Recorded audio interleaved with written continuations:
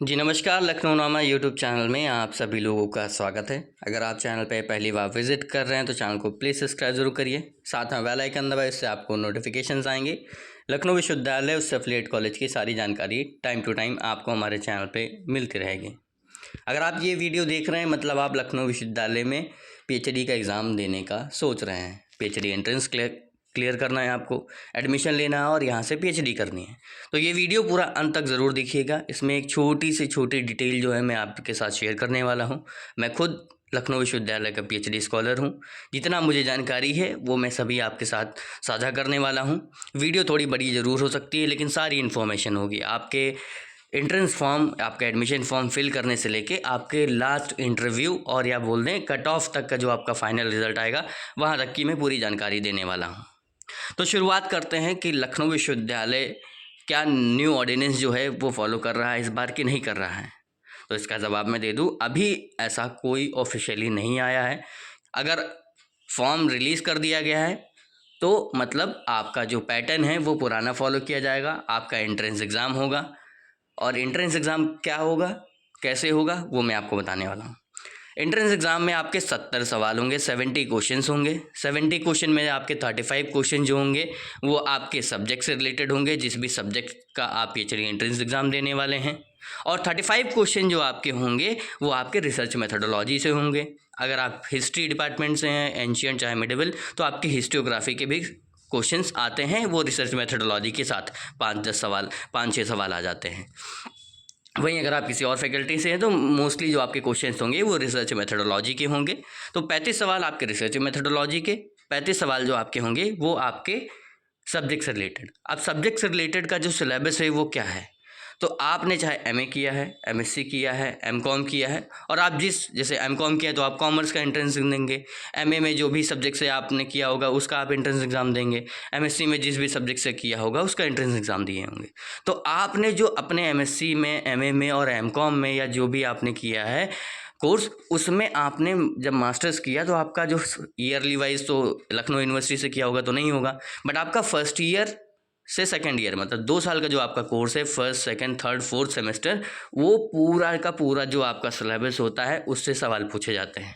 सबसे बेहतर ये होगा कि आप लखनऊ विश्वविद्यालय का अगर नहीं है यहाँ से तो आप यहाँ का सिलेबस उठाइए, फर्स्ट, सेकेंड, थर्ड और फोर्थ सेमेस्टर का, वो सारे पढ़िए और उसमें जितने भी टॉपिक्स दिए हुए हैं उनके बारे में आप अपना पूरा रिवीजन कर लीजिए। आपके सवाल वहीं से आने वाले हैं। रिसर्च मेथोडोलॉजी की बात करें तो उसकी मदद के लिए मैं हूँ। अब उसमें मैं क्या करने वाला हूँ आप सभी लोगों के लिए, क्योंकि मैंने भी यहीं से पीएचडी एंट्रेंस एग्ज़ाम दिया है और मेरा इस चैनल और पीएचडी कर भी रहा हूँ और यहाँ से मैं आप सभी को मदद करने के लिए यही चैनल बनाया हूँ। मैं जानता हूँ कि लोग अगर भटक जाते हैं तो लोग बेवकूफ़ बनाने वाले बहुत मिल जाते हैं उनको, तो इसीलिए माइन्यूट से माइन्यूट में जानकारी देना चाहता हूँ आपको। तो आपका जो ये पड़ाव है ये जब पूरा हो जाएगा 70 नंबर वाला, तो आपका एक रिज़ल्ट आएगा।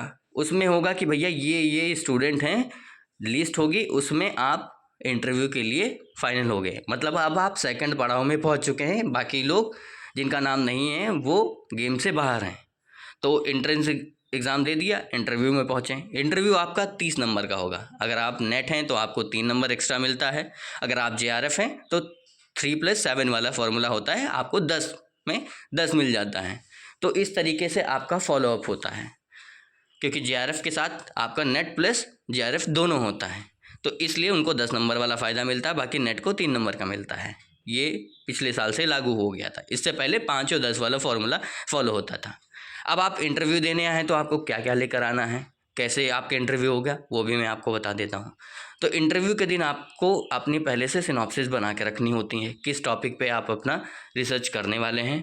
वो आपका फाइनल नहीं होता है, आप इंटरव्यू वाले दिन जो लेकर आएंगे वो फाइनल नहीं होता। फाइनल तो आपका डीआरसी होगा। डीआरसी जब होगा, जब आपका जो कोर्स वर्क होता है 6 महीने का वो आप कंप्लीट कर लेंगे तो आपका क्या नाम है डीआरसी होगा, उसमें आपका टॉपिक फाइनल होगा। जब तक आपकी डीआरसी नहीं होती तब तक आपका जो टॉपिक है वो फाइनल नहीं होता है। वो आपको एक सिनॉप्सिस बना के रखनी होती है। आप बहुत से लोग होते हैं जो सिनॉप्सिस प्रेजेंट करते हैं वही कंटिन्यू रखते हैं, बाकी आपके जो जिस सुपरवाइज़र के अंडर आप जाएंगे वो उनसे आप डिस्कस करेंगे, वो उसमें कुछ चेंजेस बता सकते हैं। तो इस तरीके से कुछ होगा। तो आपको इंटरव्यू के दिन आपकी सिनॉप्सिस लेकर आनी है, उसकी एक हार्ड कॉपी होगी। उसके बाद आपको अपने ओरिजिनल सारे डॉक्यूमेंट लेकर आने होते हैं। उसी दिन उसका वेरिफिकेशन होता है, इंटरव्यू वाले दिन। आपके 10th 12th graduation post graduation सारी ओरिजिनल मार्कशीट लानी होती है, उसकी फ़ोटोकॉपी लानी होती है, उसका वेरिफिकेशन होता है। उसके बाद आप इंटरव्यू के लिए जाते हैं। इंटरव्यू में आप अपने सिनॉप्सिस देते हैं, सिनॉप्सिस आपकी सबमिट हो जाती है और आपको उस समय पीपीटी लेकर जानी होती है। मतलब एक पेन ड्राइव में अपनी पीपीटी आप बना के रखेंगे, उसको प्रेजेंट करना होता है। वहाँ पे आप अपनी पेन ड्राइव देंगे, वो पेन ड्राइव आप लगाई जाएगी और आपको अपना प्रेजेंटेशन देना होगा। यूनिवर्सिटी मतलब जिस भी डिपार्टमेंट में है, मैं अपने डिपार्टमेंट का बताऊं तो हम जाते हैं, उसके बाद पीपीटी लगाई जाती है, हम अपना प्रेजेंटेशन देते हैं। प्रेजेंटेशन देने के बाद हमसे सवाल पूछे जाते हैं, 2-4 सवाल जितने भी, क्योंकि सारी फैकल्टी बैठी होती है, जिसकी जो इच्छा होती है वो सवाल पूछता है। और सवाल आपके टॉपिक से रिलेटेड ही होगा, कहीं बाहर से नहीं होगा कि किसी और टॉपिक से सवाल पूछ लें। और ये पूरा प्रोसेस 4 से 5 मिनट का होता है मैक्सिमम।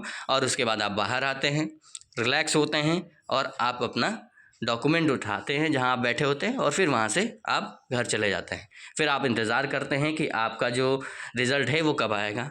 तो इंटरव्यू के बाद आपका फाइनल रिज़ल्ट आता है कि ये स्टूडेंट हैं, इनका ये नाम है और ये सेलेक्ट हो चुके हैं। और आपका फ़ीस पोर्टल जो है वो ओपन कर दिया गया है इस तारीख से लेकर इस तारीख तक। और अपना फ़ीस सबमिट करिए और अपना एडमिशन जो है वो सुनिश्चित करिए।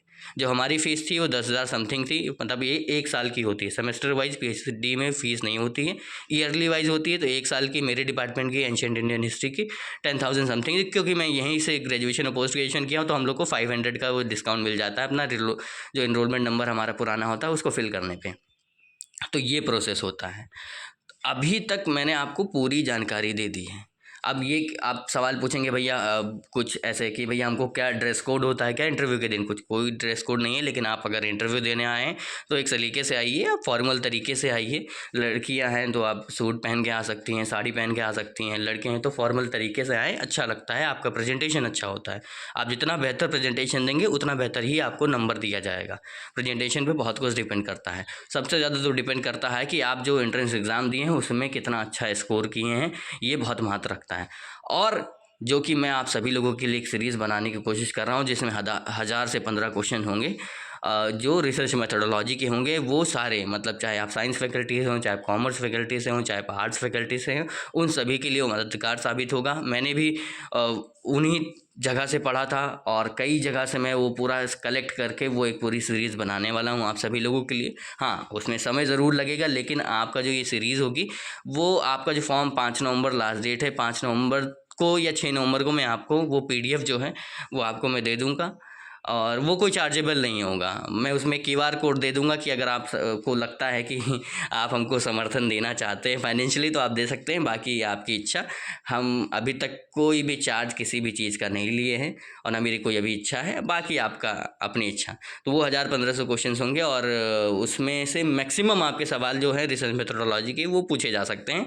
क्योंकि पिछली बार जहाँ से हमने पढ़ा था मैंने अपने जूनियर को भी शेयर किया था और उसका जवाब था कि भैया पूरे के पूरे जो सवाल हैं वो इसी पीडीएफ से आए थे।